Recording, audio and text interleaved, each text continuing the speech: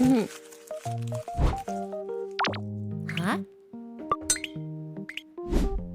Kaboom! Puyo! Puyo! Hi! Hi! Puyo! Puyo! Yeah, it's the Fat Electricians. But this one is his newest video, and it's called, it's about the spirit of Halloween. A savagely festive company, so I figured we would watch that. All right, it's October, meaning we've got about 45 seconds until we're all bombarded by the sounds of children crying and in-laws complaining, all while Mariah Carey, All I Want for Christmas Is You, sings in the background for the next 2 months of our lives, just completely Yes, I agree. unable to hear our own thoughts.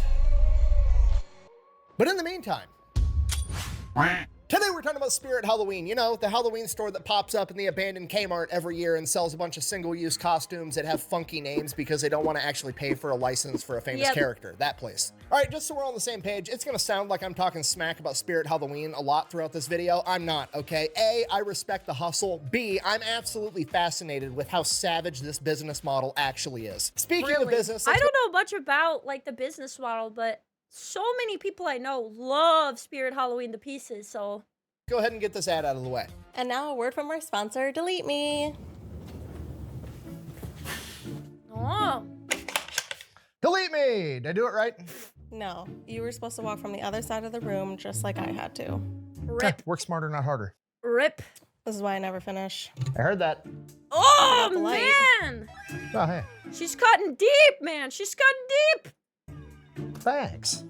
Anyways, Delete Me. Super straightforward business. You give them money, they turn around and they make sure the data brokers aren't selling your personal information on the internet. So here's how this happens. Pretty much anytime you use a free app or internet service, that app or service isn't actually free. What they're doing is they're harvesting your personal information, then they turn around, they sell it to data brokers, and then the data brokers sell it to anybody that has money. The good news is these data brokers are legally required to stop selling your personal information if you formally ask them to. The problem is there's a bunch of different data brokers and they all have a different process for you to formally request that they quit selling your information. That's where Delete Me comes in. I've heard this is a pretty good service, Chad, isn't it?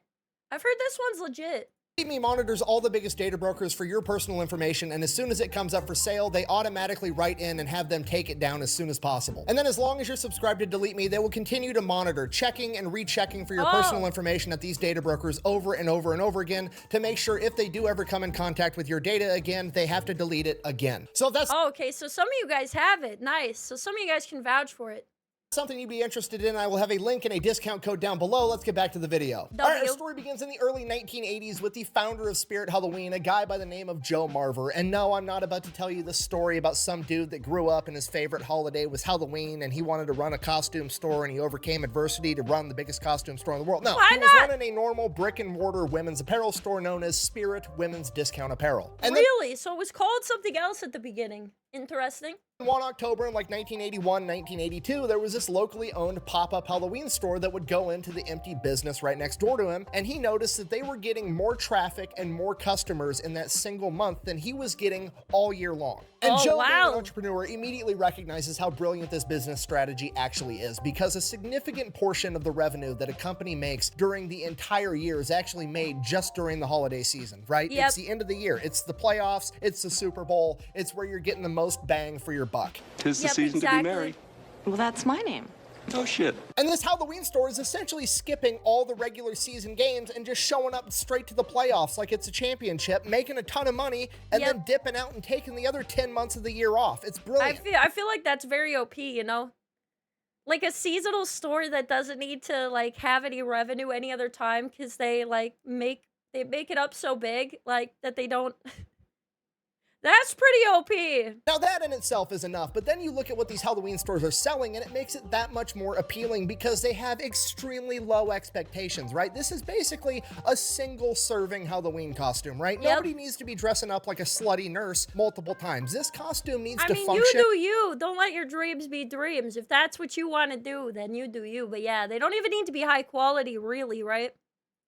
For like the 4 to 6 hours that you're going to be wearing it during Halloween, and then you're going to throw it in the trash. And guess what? Because you're only wearing that costume for one night, you don't really care if it's comfortable. You don't really care if it fits that great. Just the standard for the product that they have to sell, there is no standard. The bar for that is in hell, okay? Nobody cares. Everybody that goes into a Spirit Halloween knows beyond the shadow of a doubt, they're basically buying garbage. Spudnik. Spider-Man. Wow, I don't have the worst costume anymore. Nice. And there's absolutely nothing wrong with that because everybody knows exactly what they're getting into, okay? It's like Little Caesars Pizza, right? What's their slogan? Hot and ready. Is it good? Listen, Silent Hill nurse cosplay, those go hard, all right? If you were gonna pick one, you know, if you were gonna pick something scandalous, that's a good one. My chat is very based. Pizza? Motherfucker, it's hot and it's ready and it costs $5. Do you want it or not? You know what you're getting into. And I know what you're thinking. What about Karen, right? We all have that one aunt. Our mom has that one friend. We all know that woman that has the audacity to go to a restaurant, eat the entire entree, and then bitch that it wasn't cooked right, trying to get a discount, if not get the entire thing for free. Yep, I have seen these types of people. I have unfriended people from this type of behavior because I'm like, I cannot be seen with this human being. The beauty of the entire thing. The entire business model has anti-Karen technology integrated right in, right? Because guess what? You can't be dissatisfied with how your Halloween costume performed until after Halloween. And guess Oh what's yeah, gonna that's a good point. I never even thought about that. It's got its anti-Karen measures baked in. after Halloween when Karen rolls up in her white Suburban ready to berate a bunch of retail workers about how itchy little Timmy's eczema is after wearing his fucking costume. Oh, Nothing's gonna happen because it's an empty fucking building now. Oh, They're yeah, gone. because they're literally not open the next day, are they? Oof. Oof. Sorry.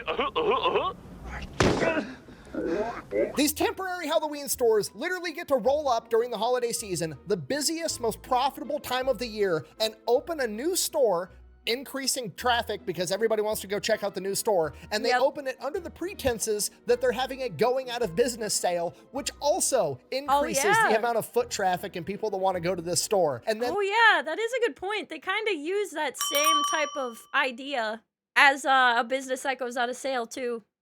They're like, we can make this work.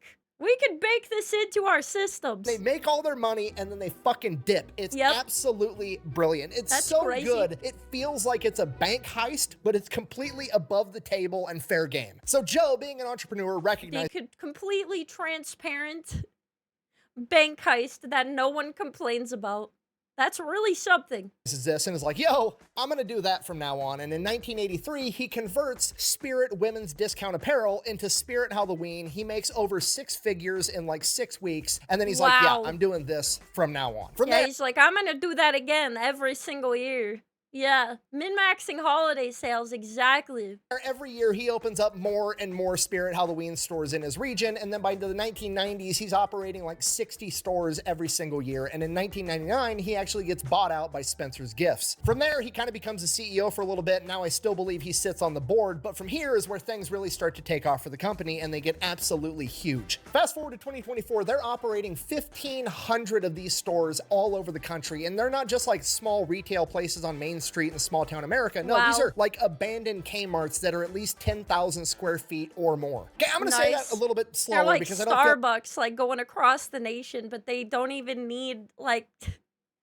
they only need the building like for, you know, one time a year and that's it. like you're picking up what I'm putting down. Okay, Spirit Halloween manages to open, operate, and close down 1,500 10,000 square foot Holy retail crap. spaces in the span of 8 to 6 weeks. Okay, you Yeah, understand when how you put it like that, that's pretty insane that they're able to do that. fucking crazy that is? Spirit Halloween has some of the best logistical capabilities of any entity on the planet. Off the top of my head, the only ones that are competing with Spirit Halloween are like the United States military and Amazon Prime. That's it. Those are the only people that have better logistics than this fucking Halloween store. And what's crazy, to be fair, they don't even need to have that much, right? Considering the fact that they're only open for such a small time of year, you know, I would argue it almost gives them more value that they don't have to have like employees like, you know, year round. I feel like it's more optimized even if they're like they make lower income than Amazon overall, right? is there still an even more impressive aspect to this business because most of their full-time employees are on this realty team, and this realty team goes around and gets all the leases for these 1,500 locations, right? Do you understand the ability of those realtors to close a deal? It's absolutely insane. Just so we're all on the same page, these realtors' full-time job is to track down and find companies that have gone out of business and still have their retail space. And then they roll up being like, hey, I work for Spirit Halloween. Here's my business card. You like that? That logo of the Grim Reaper as I'm coming to visit you after your business just died? By the way, that's not the Grim Reaper. That's Jack the Reaper. It's a play on Jack the Ripper. Puns. Anyways, sorry your business just died, but I had an interesting proposal. What if I throw a Halloween party inside of its corpse? I mean, he's not wrong. That was a sentence, though. Holy crap. It's literally the commercial real estate equivalent of like donating your body to science, right? They're just rolling up to old Best Buys and Kmart's like, hey, you're not selling flat screens in here anymore. Let me get some animatronic skeletons and shit in here. Sell some fake blood, you know? Why not? The entire business model is hilarious because it seems like this savage cutthroat business model, but actually literally nobody's getting hurt because it's like, what else are you gonna do with that empty retail space? You know what I mean? Also, it kind of benefits everyone, doesn't it? Like, it's so weird, but actually, it's like peak capitalism, but everyone actually supports it. Like, you get to make a couple of bucks. All the people in town get to drag their little 3 to 5 year old kids to see the haunted house while they buy their Halloween costume, and then they fuck off till next year. Like, there's no losers in the entire equation. Exactly. And it shows because they are making a ton of money in a 6-week span. Last year, they made $1.1 billion in 6 weeks, okay? That's oh my God.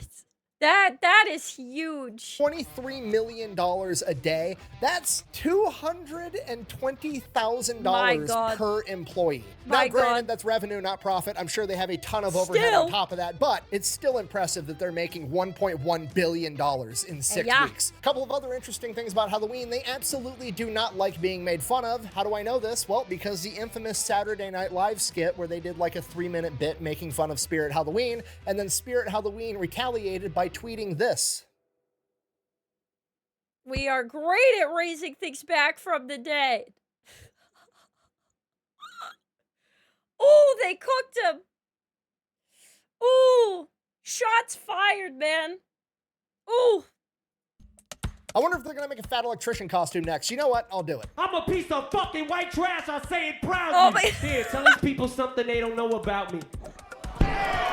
All right, let's end this on the high note. Spirit of Halloween, in addition to making a ton of money, also runs a children's charity known as Spirit of Children. And since what? I didn't know that. They run a charity?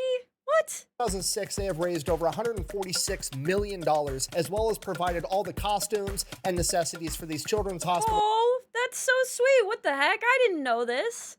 That's awesome. To be able to throw Halloween parties every single year. So in conclusion, that is Spirit Halloween, probably the most wholesomely savage company on the planet. They literally show up with their Grim Reaper logo, offer to throw a Halloween party in the ruins of your failed business, make a ton of money, and then dip out before Karen can show up wanting to return the product. And then they donate a bunch of money to children's hospitals and then get ready to do it all over again next year. Thank you for watching. Best way to support the channel is go buy some merch over at thefatelectrician.com. Quack bang out. Let's go. I really like the Fat Electrician stuff. I wonder how much money Mariah stuff. Carey makes in royalties every single holiday season. Oh my God, that's crazy to think about actually, because of how many times her song is played. Oh, 3 million! 3 million every holiday! Oh my God! Woo! Wowee! Yeah, Mariah Carey, 3 million every holiday season apparently. Yes. Mo.